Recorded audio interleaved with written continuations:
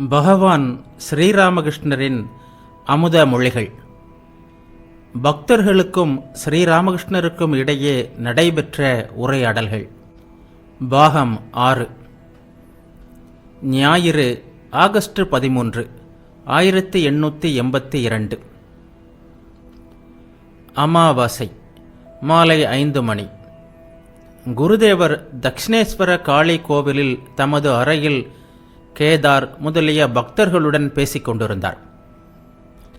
கேதார் சட்டர்ஜி ஹாலிசகரில் வசித்து வந்தார்.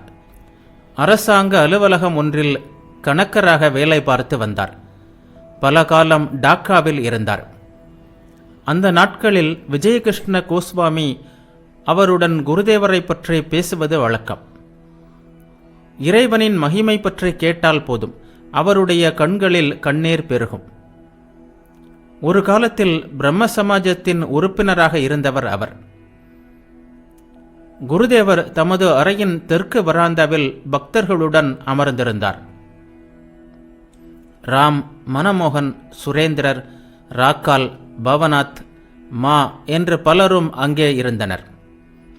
கேதார் அன்று விழா ஒன்றிற்கு ஏற்பாடு செய்திருந்தார். சங்கீர்த்தனமும் நடைபெறும். அதற்காக ஒரு பாடகரை ராம் அழைத்து வந்தார்.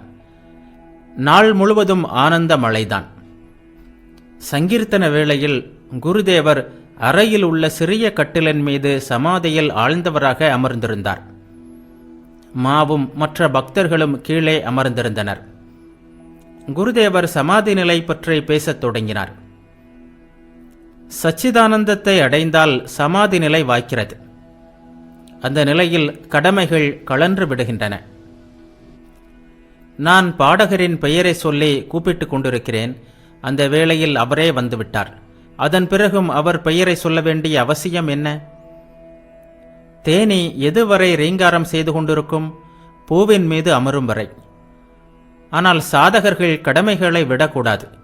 பூஜை, ஜபம், தியானம், சந்தியாவந்தனம், கவசம், தீர்த்த யாத்திரை எல்லாவற்றையும் செய்தேயாக வேண்டும். இறைக்காட்சி பெற்ற பிறகும் யாராவது ஆராய்ச்சி செய்து கொண்டிருப்பார்களானால் அவர்கள் தேன் குடித்து கொண்டிருக்கும் போதே மெல்ல ரீங்காரம் செய்கின்ற தேனீக்களை போன்றவர்கள். பாடகர் நன்றாக பாடினார். அதில் மகிழ்ந்த குருதேவர் அவரிடம், ஒருவரிடம் எதிலாவது விசேஷ திறமை இருந்தால் சங்கீதத்தையே எடுத்துக்கொள்ளுங்கள். அதில் சிறப்பாக தேர்ச்சி பெற்றிருந்தால் அவரிடம் கடவுளின் சக்தி தனி சிறப்புடன் வெளிப்பட்டு கொண்டிருக்கிறது என்றார். பாடகர் ஸ்ரீராமகிருஷ்ணரிடம் கேட்டார், சுவாமி, எந்த வழியில் இறைவனை பெறலாம்? ஸ்ரீராமகிருஷ்ணர் கூறினார், பக்திதான் சாரம். இறைவன் எல்லா உயிர்களிலும் உள்ளார் என்பது நிச்சயம். இதில் பக்தன் என்று யாரை சொல்வது? யாருடைய மனம் எப்போதும் இறைவனில் இருக்கிறதோ அவனே பக்தன். ஆணவமும் தற்பெருமையும் இருந்தால் அது சாத்தியமில்லை. ஆணவம் என்னும் குன்றின் மீது கடவுளுடைய கருணை எனப்படும் மழை நீர் தங்காது, வழிந்து கீழே ஓடிவிடும். நான் ஒரு கருவி. கேதார் முதலிய பக்தர்களை பார்த்து கூறினார், எல்லா நெறிகளின் மூலமாகவும் கடவுளை அடைய முடியும். எல்லா மதங்களும் உண்மை. மாடியை அடைவதுதான் முக்கியம். சரியான படிகள் வழியாக ஏறி நீ அதை அடையலாம். மரப்படிகள் வழியாக ஏறியும் அடையலாம். மூங்கில் படிகள் வழியாக அடையலாம். கயிற்றை பிடித்து ஏறியும் அடையலாம். இன்னும் மூங்கிலை ஊன்றி தாவியும் அடையலாம். பிற மதங்களில் பல தவறுகளும் மூட நம்பிக்கைகளும் இருப்பதாக நீங்கள் சொல்லலாம். இருந்தால் என்ன, இருக்கட்டுமே என்பேன் நான். எல்லா மதங்களிலும் தவறுகள் இருக்கத்தான் செய்கின்றன. தங்கள் கடிகாரம் மட்டுமே சரியான நேரத்தை காட்டுவதாக ஒவ்வொருவரும் நினைக்கிறார்கள். மன இயக்கம் இருந்தால் போதும். இறைவனிடம் அன்பு, அவரிடம் ஈர்ப்பு இருந்தாலே போதும். நம்முள் இருந்து கொண்டு நம்மை வழிநடத்துபவர் அவர். நமது மனத்தின் ஏக்கமும் துடிப்பும் அவருக்கு நன்றாக தெரியும். ஒருவனுக்கு பல பிள்ளைகள் இருப்பதாக வைத்துக் கொள்வோம். மூத்த பிள்ளைகள் அவனை அப்பா என்று திருத்தமாக கூப்பிடுகிறார்கள். ஆனால் பச்சிளம் குழந்தையோ பா என்று அரைகுறையாகத்தான் அழைக்கும். அதற்காக குழந்தையிடம் தந்தை கோபம் கொள்வானா? அந்த குழந்தையும் தன்னைத்தான் அழைக்கிறது. அதனால் சரியாக உச்சரிக்க முடியவில்லை என்பது அவனுக்கு நன்றாக தெரியும். தந்தைக்கு எல்லா குழந்தைகளும் சமம். பக்தர்கள் பல்வேறு பெயர்களில் பரம்பொருளையே அழைக்கிறார்கள், ஒருவரையே அழைக்கிறார்கள். ஒரு குளத்தில் 4 படித்துறைகள். இந்துக்கள் ஒரு துறையில் இறங்கி நீரை பருகிவிட்டு அதை தண்ணீர் என்கிறார்கள். முஸ்லிம்கள் இன்னொரு படித்துறையில் நீரை பருகிவிட்டு பானி என்கிறார்கள். ஆங்கிலேயர்களோ அடுத்த படித்துறையில் வாட்டர் என்கிறார்கள். மற்றொரு படித்துறையில் இருப்பவன் அக்வா என்கிறான். இறைவன் ஒருவர், அவரது பெயர்கள் பல. வியாழன், ஆகஸ்ட் 24, 1882. தட்சிணேஸ்வர காளி கோயில். ஸ்ரீராமகிருஷ்ணர் தமது அறைக்கு வடகிழக்கில் உள்ள நீண்ட வராந்தாவில் நின்று கொண்டு ஹாஸ்ராவுடன் பேசிக் கொண்டிருந்தார்.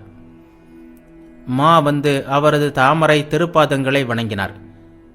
சில நாட்களாக ராம்லால், ஹாஸ்ரா, ராக்கால் முதலியோர் குருதேவருடன் தங்கியிருந்தனர். ராம்லால் குருதேவரின் அண்ணன் மகன். காளி கோயிலில் பூஜை செய்கிறார். குருதேவர் மலர்ந்த முகத்துடன் மாவிடம் கூறினார், இன்னும் ஓரிரு முறை வித்யாசாகரை சந்திக்க வேண்டும். ஓவியன் படம் வரையும் போது முதலில் கோடுகளை மிகுந்த கவனத்தோடு வரைந்து கொள்கிறான். பிறகு நிதானமாக வண்ணம் தீட்டுகிறான். அதுபோல் சிலைகள் செய்பவர்கள் முதலில் களிமண்ணில் மொட்டையாக உருவம் செய்து கொள்வார்கள். பிறகு நுணுக்க வேலைகள், பிறகு சுண்ணாம்பு அடிப்பார்கள், இறுதியாக வண்ணம் பூசுதல். இவையெல்லாம் ஒன்றன்பின் ஒன்றாக செய்யப்பட வேண்டும். வித்யாசாகருக்கு எல்லாம் தயாராக உள்ளது, ஆனால் மூடி கிடக்கிறது, அவ்வளவுதான். எவ்வளவோ நற்பணிகளை செய்கிறார், ஆனால் தன்னுள் என்ன உள்ளது என்பதை அவர் அறியவில்லை. உள்ளே தங்கம் மறைந்திருக்கிறது. உள்ளே இறைவன் இருக்கிறார் என்பதை அறிந்து கொள்ள முடிந்தால் பணிகளையெல்லாம் விட்டுவிட்டு உள்ளம் உருகி கடவுளை அழைக்க ஆசைப்படுவார். சிறிது நேரம் நின்று கொண்டும் சிறிது நேரம் நடந்து கொண்டும் குருதேவர் மாவிடம் பேசிக் கொண்டிருந்தார். ஸ்ரீராமகிருஷ்ணர் கூறினார், உள்ளே என்ன இருக்கிறது என்பதை அறிய சிறிது சாதனைகள் செய்ய வேண்டும். மா கேட்டார், எப்போதும் சாதனைகள் செய்ய வேண்டுமா? ஸ்ரீராமகிருஷ்ணர் கூறினார், இல்லை, ஆனால் ஆரம்ப காலத்தில் சற்று முட்டி மோதித்தான் தீர வேண்டும். பிறகு அவ்வளவு கஷ்டப்பட வேண்டாம். படகு அலைகள், புயல், சுழற்காற்று போன்றவற்றை எதிர்கொள்ள நேரும் போதும், வளைவுகளில் செல்ல நேரும் போதும் படகோட்டி எழுந்து நின்று துடுப்பை கவனமாக பிடிக்க வேண்டும். இவற்றை கடந்துவிட்டால் பிறகு அத்தனை சிரமப்பட வேண்டாம். வளைவை கடந்தாகிவிட்டது, சாதகமான காற்று வீசுகிறது என்று கண்டால் படகோட்டி ஓய்வாக உட்கார்ந்து கொள்கிறான். துடுப்பில் பெயருக்கு கை வைத்திருப்பான். பிறகு பாய்மரத்தை விரிப்பதற்கு ஏற்பாடு செய்கிறான். சாவகாசமாக உட்கார்ந்து புகைப்பிடிக்க ஆரம்பிக்கிறான். காமினி காஞ்சனம் என்னும் அலைகளையும் புயல்களையும் சமாளித்து விட்டால் நிம்மதி. சிலரிடம் யோகிக்குரிய அடையாளங்களை காணலாம், ஆனால் அவர்களும் எச்சரிக்கையாக இருப்பது நல்லது. காமினி காஞ்சனம்தான் யோகத்திற்கு தடை. சிலர் யோகத்திலிருந்து நழுவி வாழ்க்கை சூழலில் அகப்பட்டுக் கொள்கிறார்கள். ஒருவேளை இன்ப நுகர்ச்சியில் நாட்டம் சிறிது இருக்கலாம். அதை அனுபவித்து முடித்ததும் மீண்டும் இறைவனை நாடுவார்கள். மீண்டும் அந்த யோக நிலையை அடைவார்கள். விசை தூண்டிலை பார்த்திருக்கிறாயா? மா கூறினார், இல்லை சுவாமி, பார்த்ததில்லை. ஸ்ரீராமகிருஷ்ணர் கூறினார், கிராமப்புறங்களில் அதை காணலாம். ஒரு மூங்கிலை பூமியில் நடுவார்கள். அதை வளைத்து முனையில் தூண்டிலோடு கூடிய கயிற்றை கட்டுவார்கள். தூண்டிலில் இரை இருக்கும். மீன் இரையை கவ்வினால் மூங்கில் நிமிர்ந்துவிடும். தராசில் ஒரு தட்டில் எடை கூடினால் கீழ் முள்ளும் மேல் முள்ளும் ஒரே கோட்டில் நிற்காது. கீழ்முள்தான் மனம், மேல் முள் கடவுள். கீழ்முள் மேல் முள்ளுடன் ஒன்றுபட்டு நிற்பதுதான் யோகம். மனம் அமைதியடையாவிட்டால் யோகம் கைகூடாது. உலகியலாகிய காற்று மனமாகிய தீபத்தை எப்போதும் அலைக்கழிக்கிறது. இந்த தீபம் சிறிதும் சஞ்சலப்படாமல் இருக்குமானால் சரியான யோக நிலை கைகூடிவிட்டது என்று பொருள்.